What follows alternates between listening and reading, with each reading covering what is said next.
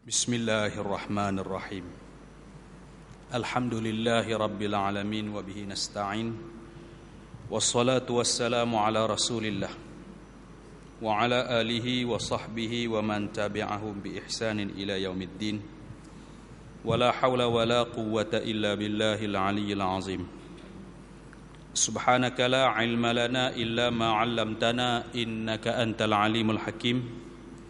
ولا حول ولا قوة إلا بالله العلي العظيم رب اشرح لي صدري ويسر لي أمري واحلل عقدة من لساني يفقه قولي وبعد قال المؤلف رحمه الله تعالى ونفعنا بعلومه آمين عن أبي هريرة رضي الله عنه عن النبي صلى الله عليه وسلم قال min husni islamil mar'i tarkuhu ma la ya'ni hadisun hasanun rawahu Tirmidzi wa ghairuh. Alhamdulillah, syukur pada Allah Ta'ala dengan limpah dan kasih sayang Allah Subhanahu wa Ta'ala pilih kita berada di dalam majlis ilmu. Daripada kitab 50 hadis Ibnu Rajab, hadis yang ke-12 diriwayatkan daripada Abu Hurairah radhiyallahu taala anhu daripada baginda Nabi sallallahu alaihi wasallam, sabdanya, min husni islamil mar'i, di antara kecantikan Islam seseorang, tarkuhu ma la ya'ni, meninggalkan perkara yang tidak memberi faedah, sia-sia, yang tidak ada kaitan dengannya. Hadis ni Imam At-Tirmidzi telah merekodkan di dalam kitab Sunannya. Begitu juga Imam Ibnu Majah di dalam kitab Sunannya daripada riwayat Imam Al-Auza'i, dan daripada Qurrah bin Abdurrahman daripada Az-Zuhri dari Abu Salamah dari Abu Hurairah radhiyallahu taala anhum.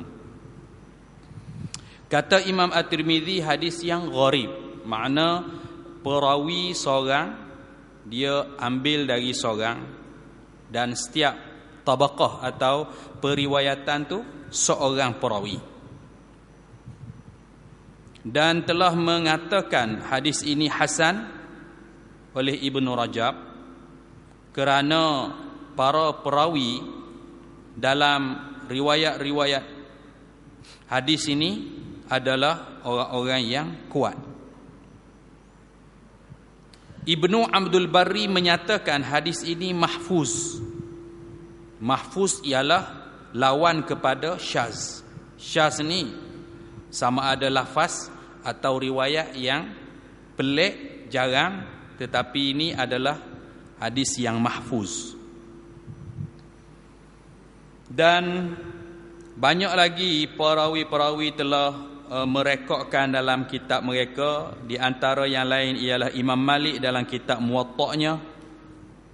Cuma ada sedikit lain riwayat di dalam kitab Muwatta' Imam Malik yang mana bunyinya begini: min imanil mar'i tarkuhu ma la ya'ni. Dalam riwayat ni, min husni islamil mar'i, di antara kebaikan, kecantikan Islam seseorang itu meninggalkan perkara yang tidak berfaedah, perkara yang sia-sia, perkara yang tiada ada kaitan dengannya. Adapun dalam riwayat Imam Malik, min imanil mar'i, di antara keimanan seseorang, tarkuhu ma la ya'ni, meninggalkan perkara yang sia-sia atau tidak berfaedah. Dan selain daripada tu, Imam Ahmad bin Hanbal, Yahya bin Ma'in, Imam Al-Bukhari, Daruqutni pun ada menyatakan juga riwayat ini. Hadis ini satu usul yang besar di antara usul-usul adab, iaitu dalam adab Islam diajarkan kepada kita perkara yang tidak berfaedah, perkara yang tidak ada kaitan dengan kita, perkara yang sia-sia kita tinggalkan. Meninggalkannya itu adalah kecantikan Islam dalam diri seseorang. Telah dihikayatkan Imam Abu Amru bin As-Salah daripada Abu Muhammad bin Abi Zaid, ni salah seorang imam di dalam mazhab Malikiyah pada zamannya. Dia telah berkata, jama'u adabil khair wa azmin tatafarra'u min arba'ati ahadisah. Kesimpulan, kumpulan adab-adab yang baik semuanya ialah pecahan daripada 4 hadis utama. Daripada pengajian atau pelajaran-pelajaran adab yang kita ambil dalam adab-adab Islam ni, dia berasaskan kepada 4 hadis. Pertama, hadisnya, man kana yu'minu billahi wal yaumil akhir falyaqul khairan aw liyasmut.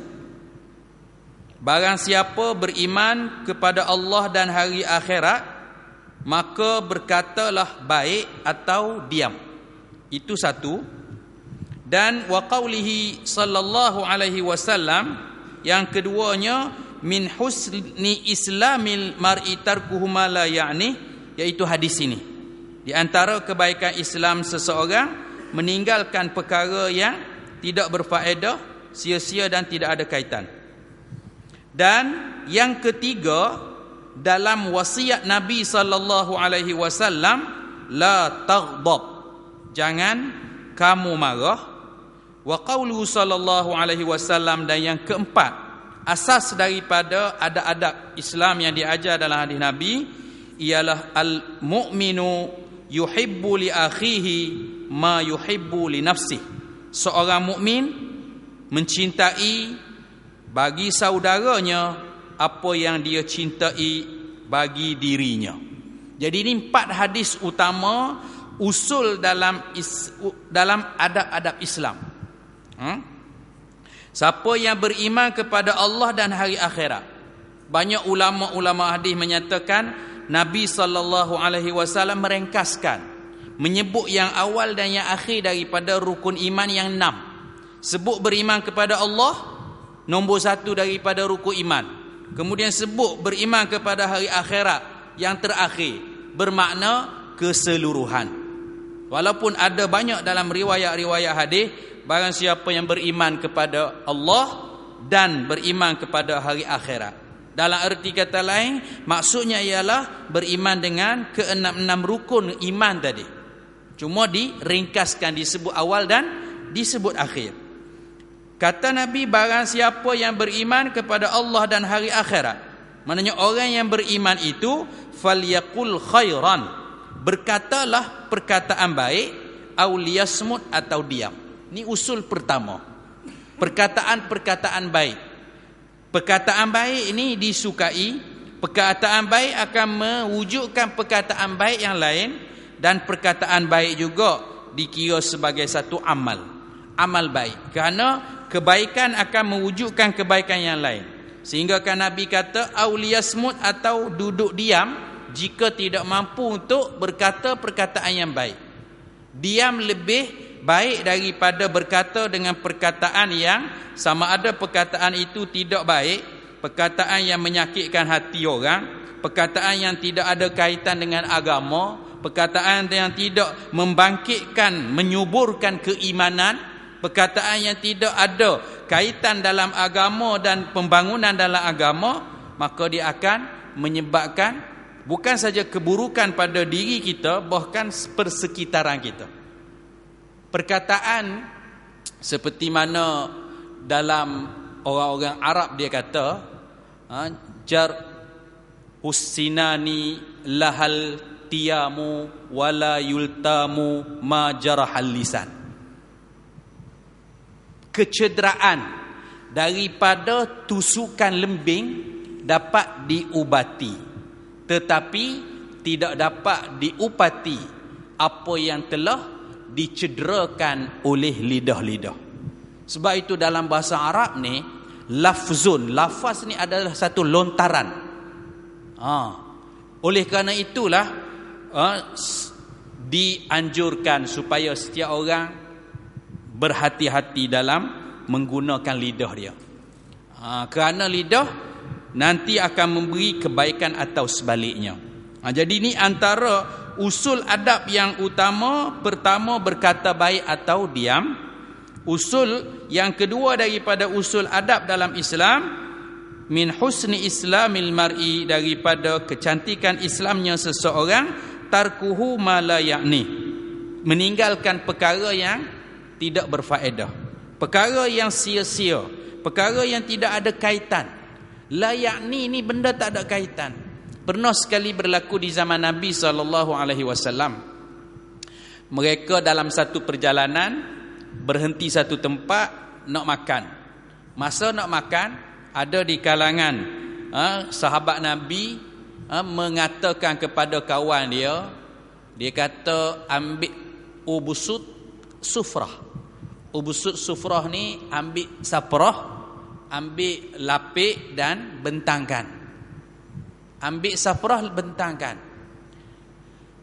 Perkataan ambil saprah, bentangkan ini, itu pun masa tu dinyatakan sebagai satu perkataan yang la yakni, tidak faedah. Dia kata dah, memanglah safrah itu perlu dibentangkan. Memang jenis safrah ni perkara yang dibentangkan. Jadi oleh kerana perkara yang tahu dah dia dibentangkan dan dinyatakan lagi, diulangkan lagi pun dikira sebagai termasuk dalam ma la yakni, tak berfaedah. Tu pun padahal tidaklah kata, kalau kita tengok, kita perhati, perkara boleh disebut kan, ambil safrah, lapik. Dah memang safrah jenis dia kena lapik. Memang orang yang nak makan, dalam adab-adab sebelum makan tu dibentangkan, ada lapik ataupun ada perkara yang dihamparkan sebagai tempat. Menjadi sunnah dalam kita adab makan ni, apabila jatuhnya satu-satu jenis makanan di tempat yang ada hamparan, kita disunatkan untuk kutip dan kita makan. Kerana syaitan akan buang, tolak mana-mana yang ada keberkatan supaya kita tak makan. Jadi kalau tempat yang kotor atau tempat yang tidak ada lapik, memang tidak boleh kita nak ambil balik. Perkara ataupun makanan yang jatuh akan jadi kotor. Jadi lapik ubusut, lapik atau bentangkan sufrah tu memanglah patutnya, dan mengatakan benda yang sepatut dibuat pun pada zaman Nabi tu dikira benda yang la yakni. Apatah lagi dengan perkara-perkara yang tidak ada apa-apa kadang dalam percakapan, dalam perbualan. Sama ada sehari-hari kita punya percakapan, kalau kita hitung, kalau kita hisap balik, banyak mana hak bagi faedah untuk diri kita. Sedangkan tuntutan-tuntutan setiap orang, Al-Quran, tuntutan Al-Quran untuk dikhatamkan dalam setahun paling tidak 2 kali mengkhatamkan Al-Quran. Jika kita tidak jadikan sebagai satu amalan harian, mana mungkin untuk kita nak khatamkan? Sunnah-sunnah Nabi yang diajar daripada zikir-zikir pagi hari, petang hari, terutama di waktu selepas subuh dan selepas asar, tidak ada waktu untuk sembahyang sunat, kerana waktu tu antara yang terbaiknya untuk setiap hamba ni berzikir kepada Allah. Oleh kerana tu Allah sebut dalam Al-Quran, fadhkurullaha zikran katsira. Sebutlah Allah, berzikirlah, ingatlah Allah dengan zikir yang banyak. Dia tidak ada masalah nak zikir banyak mana pun. Bilangan dibuat ni untuk kita nak jadikan sebagai satu amalan istiqamah, berterusan. Tak mau jadi nanti hari semangat kita buat banyak-banyak, mari time tak semangat tak buat langsung. Oleh kerana itu adanya bilangan-bilangan tertentu. Bilangan tu tidaklah kata satu kemestian yang mesti. Tak boleh lebih langsung, tak boleh kurang langsung. Melainkan mereka yang melakukan zikrullah dengan niat dunia. Ini salah. Melakukan zikrullah dengan niat dunia. Sebut nama Allah, tapi niat dia, kadang dia nak ilmu kebal lah, contoh, sebagai contoh. Sedangkan benda tu tidak ada dalam ajaran Islam pun. Nabi SAW pun tak ajar. Sebab itulah wujud dalam masyarakat kadang-kadang dia kata, jangan duk zikir banyak, dia kata. Kan nanti jadi isim. Isim, kepanasan lah, isim lah. Dia jadi masalah isim memang berlaku. Sebab dia buat tu bukan kerana Allah. Dia buat tadi ada maksud tersendiri, maksud terselindung, maksud dunia. Dia bila mana agama dilakukan untuk maksud dunia, maka dia akan lari daripada asal. Bila lari daripada asal, masalah akan timbul, diri dia akan tanggung masalah tu. Sebab itu bila niat yang betul dan Allah Ta'ala sendiri sebut, fadhkurullaha dzikran katsira. Sebutlah nama Allah, berzikirlah kepada Allah dengan zikir yang banyak. Jadi bila mana orang itu jaga perkataan baik atau diam dan tinggalkan perkara-perkara yang sia-sia, tidak berfaedah, tidak ada kaitan dengan agama, dengan apa kenaan dengan dia pun, maka dia akan terpelihara. Dan usul yang ketiga, Nabi SAW kata la taghdab. Dalam bentuk nasihat, bila seorang sahabat tanya, nasihatkan kepadaku, Nabi kata la taghdab. Ada dalam riwayat hadis tu 3 kali Nabi kata la taghdab. Jangan marah. Marah ni syaitan. Bila mari syaitan, dia akan mempengaruhi kita, kadang-kadang tindakan kita, perkataan kita yang kita lakukan ketika dalam keadaan marah tu akan kita menyesal kemudian. Oleh kerana itu jaga. Maka kena kawal. Oleh kerana itu amalan-amalan pembacaan Al-Quran, zikrullah ini adalah sebagai untuk mengawal diri kita. Selain daripada amalan-amalan ni sebagai satu perisai untuk diri kita. Sebab tu setiap hari kita ni kena ada. Tidak ke masalah dalam dunia ni orang kita tak tahu. Kan? Orang ni kita tak tahu macam-macam keadaan. Oleh kerana tu kita pelihara diri kita, jangan sampai kita berprasangka tak baik. Ni orang ni buat ni, orang ni deki ni. Tak, jangan. Jangan sampai orang ada peluang tu, maka kita awal lagi buat. Dengan pembacaan Al-Quran, Nabi SAW ajar kita setiap pagi, setiap petang, bacalah Bismillahilladzi la yadurru ma'asmihi syai'un fil ardi wala fis sama wa huwas samiul alim. Ini antara perisai yang kuat. 3 kali baca pagi, 3 kali baca petang. Bismillahilladzi, dengan nama Allah yang la yadurru ma'asmihi syai', tidak memudaratkan dengan namanya sesuatu pun, fil ardi wala fis sama, di bumi, di langit, wa huwas samiul alim, dia Allah maha mendengar lagi maha mengetahui keadaan hamba, maha mengetahui keperluan kita seorang hamba ni. Jadi perkara tu kita jaga. Kan? Dalam banyak lagi amalan-amalan yang Nabi ajar di waktu pagi dan di waktu petang. Sebab itu antara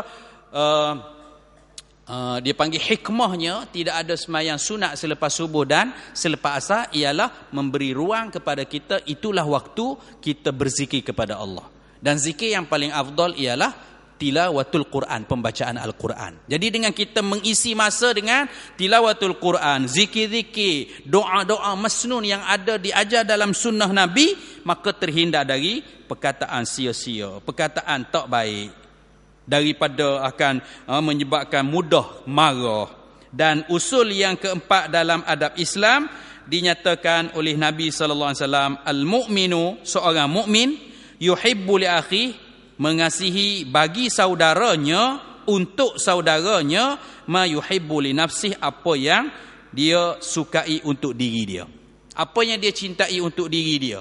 Kebaikan yang kita dapat buat bukan untuk diri kita. Agama Allah Ta'ala kurniakan kepada kita ini untuk keselamatan di dunia dan di akhirat. Sebab itu bukan untuk dia panggil makan seorang. Kita dapat anugerah agama. Allah Ta'ala kurniakan kepada agama. Sebagai umat baginda Nabi SAW, umat yang khairul ummah, maka kebaikan ni sepatutnya dikongsi. Sebab itu kita kena tanam dalam diri, setiap ada mungkin nasihat seseorang, itu sebab takabur kena buang. Dia bila sifat-sifat tak baik ada ni, masalah lalu. Dia duk rasa dia yang baik ya. Dia duk rasa dia tak boleh sikit tegur, nak marah. Pernah kita tengok dengan mata, ya Allah kata benda, kan, bukan payah pun.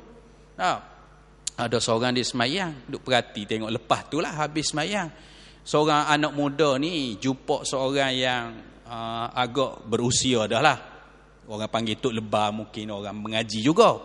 Dia pun orang muda duduk belakang dia semayang, dia tegur lah. Dia kata, pakcik, di kaki pakcik tu nampak ada selotip kena. Mungkin dia nak bagi tahu, mungkin pakcik tadi tak perasan kau nanti ambil wuduk tak sempurna apa, dia pun nak peringat sebab bila nampak dia tidak boleh duduk diam. Perkara tak baik yang nampak kita kena bagi tahu. Orang terima, orang tak terima itu nombor dua. Yang pertama menjadi tanggungjawab. Jika kita tidak bagi tahu dia punya masalah, selesai kita pula yang jadi masalah. Padahal pada orang lain. Jadi kita duk nampak orang muda tadi ni atas dasar rasa bertanggungjawab dan tidak mau tanggung kesalahan orang, dia pun bagi tahu, pakcik ada selotip. Pakcik tadi pun buka mata tengok, sudah kata, siap. Dia kata, awak ni siapa? Dah, awak ni ustaz kah? Nak boleh tegur saya? Awak ni belajar di Mesir kah? Belajar di Mekah kah? Saya dalam kepala duk tengok tu, setakat nak bagi tahu selotip kena, budak kecil boleh bagi tahu, dah muka mata ada. Bukan orang buta. Nampak bertanggungjawab, nak bagi tahu. Betul tak? Mungkinlah dia tu ambil wuduk dah, mungkin terkena selepas tu dia menyedari tu, tak ada masalah tu hal awak. Al-hikmatu dallatul mu'min. Kebaikan ini adalah benda keciciran orang mukmin. Barang kita jatuh, duit kita jatuh, orang tolong ambil bagi pakcik ni duit jatuh, takkan kita nak marah? Terima kasihlah. Itu sebab teguran, pemberitahuan bila berlaku kita kena berlapang dada. Buang sifat tak baik nanti. Jangan ada prasangka ni orang ni nak cari salah aku. Itu dia punya pasal. Bukan kena mengena dengan kita. Sekarang orang tu mungkin dia rasa bertanggungjawab. Jadi budak tadi pun bagus kok. Tak tu balik ke dia kan. Dia kata, minta maaf pakcik, kita nak bagi tahu ya, hak kita lepas dah. Dia pun nyuk-nyuk gi assalamualaikum gi. Jadi kita boleh tengok gitu. Keadaan maknanya jangan ada sifat tak baik. Maka sebab itu Nabi kata jangan marah. Jangan mudah marah. Masya Allah. 4 kumpulan hadis bila digabung, Allahu Akbar. Paling tidak dalam adat Islam tu baik. Kita kena rasa orang tegur ni buat baik besar pada kita. Terima kasih banyak. Sebab bagi tahu. Dah kalau orang tak mau ambil cara, tak ada kebaikan, dia tak akan bagi tahu. Sebab itu Nabi kata, orang mukmin mengasihi bagi diri saudara seperti dia kasih diri. Dia bimbang nanti orang tu semayang ada masalah, maka dia berasa terpanggil, dia berasa bertanggungjawab nak bagi tahu benda ni. Mungkin risiko tu tetap ada, orang marah kan apa ke tak, itu nombor 2. Oleh kerana itu al-mu'min yuhibbu li akhihi. Seorang mukmin mencintai bagi saudara apa yang dia cinta untuk diri. Sebab itu kebaikan-kebaikan, bila kita tengok perkara ni dalam satu hadis yang lain, mungkin kita pernah dengar tentang yadul tangan di atas lebih baik daripada tangan di bawah. Selalunya kita punya kefahaman dan selalunya kita difahamkan bahawa yadul ulya, tangan di atas, khairun min yadis sufla, lebih baik daripada tangan di bawah. Dalam erti kata, orang yang memberi lebih baik daripada yang menerima. Tapi kita harus ingat, ada hadis Nabi kata akan sampai satu zaman kelak, tidak ada orang nak terima zakat. Kita duit banyak ni, wajib zakat kena dah. Gi jumpa orang kata minta maaf saya tak mau terima, minta maaf saya tak layak terima. Siapa lagi kita nak bagi? Orang menerima ni sebenarnya telah membuat baik kepada orang yang memberi. Sebab itu kaedah dia boleh ditukarkan. Al-yadul ulya khairum min yadis sufla. Dengan cara kita ada barang, ada benda, kita bagi dengan kita angkat ke dia. Bukan cara gini. Gini ni kadang macam, kita besar ni, kita buat baik ni. Kalau orang tak terima, mu dapat apa? Nak dapat pahala ganjaran bila orang terima. Maka oleh kerana itu, apa yang ada kita angkatkan. Jumpa dengan angkat, terima kasih banyak kerana menerima. Terima kasih kepada orang yang menerima, sebab orang menerima telah buat kebaikan untuk kita, dapat kebaikan yang banyak lagi. Ini kaedah-kaedah yang banyak dalam yang kita boleh tengok lagi. Maka ini antara ada yang dinyatakan oleh ulama. Kan maksud yadul ulya khairum min yadis sufla tu, diterbalikkan pun boleh jadi perkara kerana ihtimal itu boleh.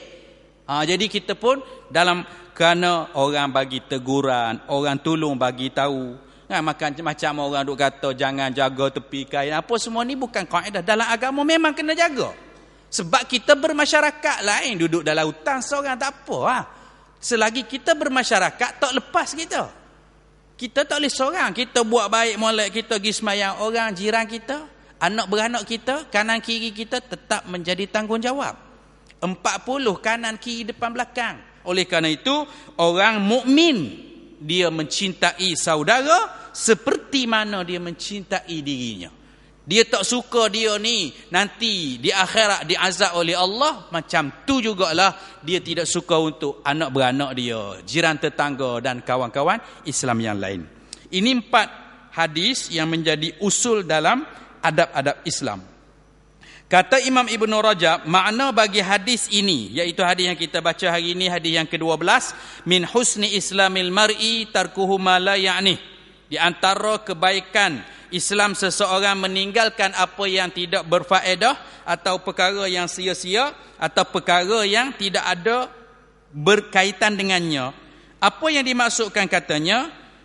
Anna min husni islamihi taraka ma la yu'nih min qaulin wa fi'lin, iaitu sama ada perkara itu tak berfaedah, sia-sia atau tidak ada kaitan di dalam perkataan dan juga perbuatan. Perkataan sia-sia, perbuatan sia-sia. Perkataan yang tidak berfaedah, perbuatan yang tidak berfaedah. Jadi nak buat satu benda sebab yang beri kekuatan pada kita Allah, yang beri mencipta kita, bagi nyawa kita, bagi kekuatan kita. Sebab itu kita nak makan pun, makan ni benda yang harus. Kan dalam hukum 5 benda harus makan. Mencari yang halal tu wajib lah. Makan harus, tetapi benda harus ni boleh jadi ibadat bila mana kita nak makan kerana untuk kita dapat berdiri ibadat pada Allah. Bukan saja-saja makan. Bukan makan kerana lapar. Dia makan ketika lapar. Itu memang sunnah. Tetapi makan bukan kerana lapar. Atau makan bukan kerana jadual. Makan kerana saya nak makan, kerana nak boleh bangun, ada kekuatan, beribadat pada Allah. Makan tu jadi ibadat. Terutama bila kita makan dengan makanan yang baik, dengan keadaan yang baik. Keadaan yang baik maknanya apa yang telah diajar oleh Nabi. Nabi SAW ajar anak tiri dia, Abu Salamah, wahai Abu Salamah, qul biyaminik, samillah, sebut nama Allah. Itu sebab dalam sebut nama Allah, oleh kerana masa Nabi ajar anak tiri dia Abu Salamah tu, Nabi ajar samillah, sebut nama Allah. Oleh kerana itu paling kurang pun bismillah. Qul biyaminik, makan dengan tangan kanan. Qul mimma yalik, makan daripada yang paling dekat dengan kamu dalam hidangan tu. Hak mana yang paling dekat dulu. Itu antara 3 perkara yang Nabi ajar pada anak tiri. Dan kepada anak tiri yang lain, ada mereka kecintaan Nabi walau anak tiri dia tidak ada perbezaan, tidak membeza-bezakan. Sehingga mereka menyanjungi Nabi. Dan antara hadis-hadis tentang adab-adab banyak dinyatakan. Selain daripada anak tiri Nabi, orang-orang yang duduk dekat berkhidmat dengan Nabi.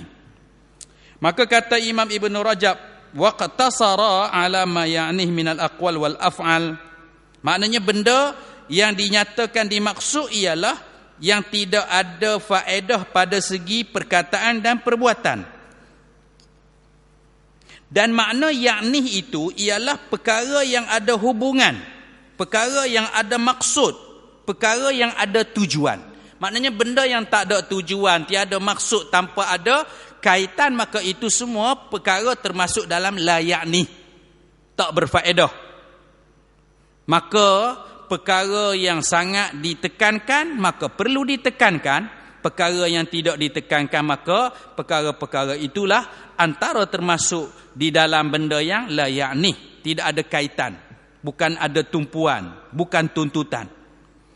Dalam Islam yang sempurna ini, katanya Ibn Rajab, maka amalan-amalannya terpuji dan termasuklah menghindari perkara yang haram. Itu memang sama sekali seorang mukmin ni Tak dapat tidak semestinya menjauhi. Benda haram jauh sekali. Bukan kata yang haram, bahkan benda-benda syubhah, benda-benda yang kesamaran, orang Islam akan tinggal.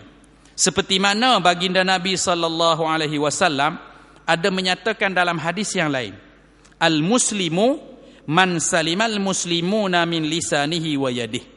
Ini antara kepujian dalam agama Islam ajar kita. Orang Islam ni siapa kata Nabi? Man salimal muslimun.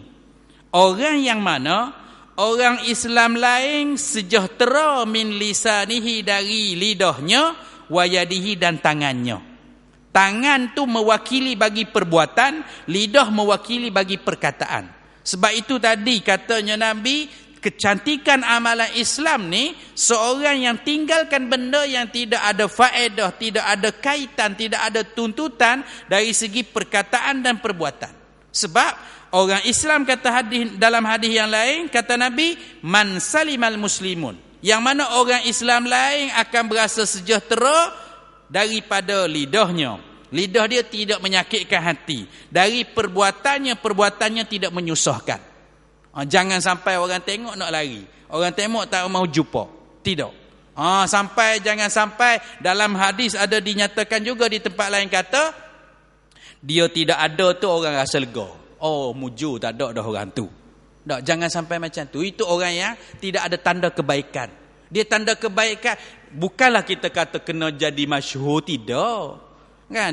Sebab ada yang hadis kata, Nabi bagi tahu tentang orang yang memang tidak dikenali tu, dia tak ada pun orang tak cari. Dia ada pun orang tidak tanya khabar, maknanya tu orang yang biasa. Kita ni mau jadi macam orang biasa, sederhana, tapi jangan sampai jadi macam tidak ada dia tu orang rasa suka. Kerana apa? Jahatnya orang tu. Jadi itu sebab paling-paling tidak kita kena minta doa dengan Allah. Janganlah perbuatan kita, perkataan kita ni menyusahkan orang lain. Kerana dalam hadis Nabi ada dinyatakan juga, ada dinyatakan bahawa antara orang Islam yang baik ini ialah orang Islam yang mana man yanfa'un nas. Khairun nasi man yanfa'un nas. Sebaik-baik manusia orang yang memberi manfaat pada manusia yang lain. Itu sebaik-baik. Dan sekurang-kurang orang jadi orang ni, jangan sampai perbuatan perkataan kita tu menyakitkan, menyusahkan orang lain. Paling tidak sekurang-kurang. Yang terbaik laginya sentiasa memberi kebaikan. Maka di sini dia kata oleh Ibnu Rajab, tuntutannya supaya setiap orang memelihara diri daripada perkara yang haram, perkara yang syubhat, iaitu kesamaran, tidak pasti, dan juga benda-benda yang makruh. Kita kena faham dalam agama, hukum wajib, haram, sunat, makruh, harus ni, kita kena faham asas daripada makruh dengan makna asal ialah yang dibenci Allah. Makruhun indallah. Jadi ada orang dia, kita kata ni makruh, tak salah buat. Dia kata makruh, ya, bukan haram. Ya, dalam fiqh ni, kan, dalam fiqh kita kena faham ni, dalam fiqh hukum-hukum yang dinyatakan ulama, sedaya upaya ulama akan cari hukum yang paling rendah, tidak menyalahkan seseorang. Sampai kadang ada macam ni tak boleh, macam ni, sampai boleh juga akhirnya. Sebab tidak mahu sampai orang ni membuat kesalahan. Tapi kita kena faham, ada masa bukan semua hukum dalam fiqh tu macam tu kita buat, bahkan kita kena lebih baik daripada tu kita buat. Ada dipanggil hukum fatwa dan ada dipanggil hukum takwa. Takwa ni maknanya yang benda yang syubhat tinggal langsung dah. Makruh-makruh ni semua di sisi orang muqarrabin adalah benda yang larangan. Makruh bukan benda yang disuruh. Walaupun dalam takrif makruh ialah kalau buat tak ada dosa, tinggal dapat pahala. Tetapi dia sebenarnya bila dikumpul macam dosa kecil lah. Apa beza dosa kecil, dosa besar? Dosa besar ni yang disebut dalam Al-Quran, dalam hadis tentang azab, tentang laknat Allah, dia melakukan perkara yang sangat dibenci Allah, perkara-perkara yang disebut tentang hak besar-besar ni haram, benda yang dosa besar. Selain pada tu yang dosa kecil. Tetapi mengekali dosa kecil itu juga salah satu jenis benda haram. Mengekali dosa kecil boleh jadi dosa besar. Mengekali benda-benda yang makruh, mengumpulkan, mengekali tu. Oleh sebab itu dia makruh tu jarang-jarang terbuat, tersalah, darurat sangat. Oleh kerana itu kita kena anggap benda ni besar. Orang mukmin ni dia kena anggap kesalahan ni, walau benda makruh tu macam seolah satu bukit nak dihempapkan ke atas dia. Oi, tak boleh ni, takut. Macam tu kena anggap. Bukanlah menganggap macam apa, lalak dua atas hidung, tak apa, bila-bila masa boleh kebah. Tidak. Benda yang salah. Adapun benda-benda yang wajib tu sama telah tidak boleh ditinggalkan, bahkan benda-benda yang sunat. Dan baru ni kita, Allah Ta'ala baru bagi anugerah bulan Ramadan. Dalam bulan Ramadan, benda-benda yang Allah nak bagi besar-besar. Amalan sunat dijadikan amal ganjaran fardu. Bukan kata amalan sunat tak payah buat. Maka oleh kerana itu kita kena kembali kepada ajaran agama yang seperti zaman Nabi, seperti zaman sahabat Nabi. Zaman Nabi, sahabat Nabi ni, benda yang kesalahan pun, walau perkara makruh pun dianggap sebagai satu perkara yang besar. Sebab itu mereka telah ditarbiah. Satu kumpulan manusia terbaik di atas muka dunia ialah sahabat-sahabat Nabi SAW. Bukti di zaman Nabi tidak ada penjara, tak ada lokap. Orang salah tak ada arah nak letak, duduk dalam masjid ikat dekat tiang. Dalam masjid ada. Tak ada penjara, tidak ada lokap, kerana mereka adalah umat terbaik. Mudah-mudahan kita boleh ambil daripada i'tibar hadis-hadis ini dan adab kita jaga supaya kita mendapat kecantikan dalam Islam, meninggalkan perkara yang tidak ada faedah, yang sia-sia, yang tidak ada kaitan dengan kita. Mudah-mudahan Allah Ta'ala merahmati kita dan kita berazam niat untuk memperbaiki diri kita kepada yang lebih baik dan supaya kita meninggalkan dunia dalam keadaan Allah redha kita. Wallahu a'lam bissawab.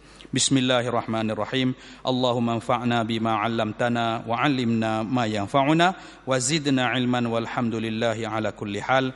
Allahumma arzuqna fahman nabiyyin wa hifzal mursalin wa ilhamal malaikatil muqarrabin. Subhana rabbika rabbil 'izzati 'amma yasifun wa salamun 'alal mursalin walhamdulillahi rabbil alamin. Taqabbalallah.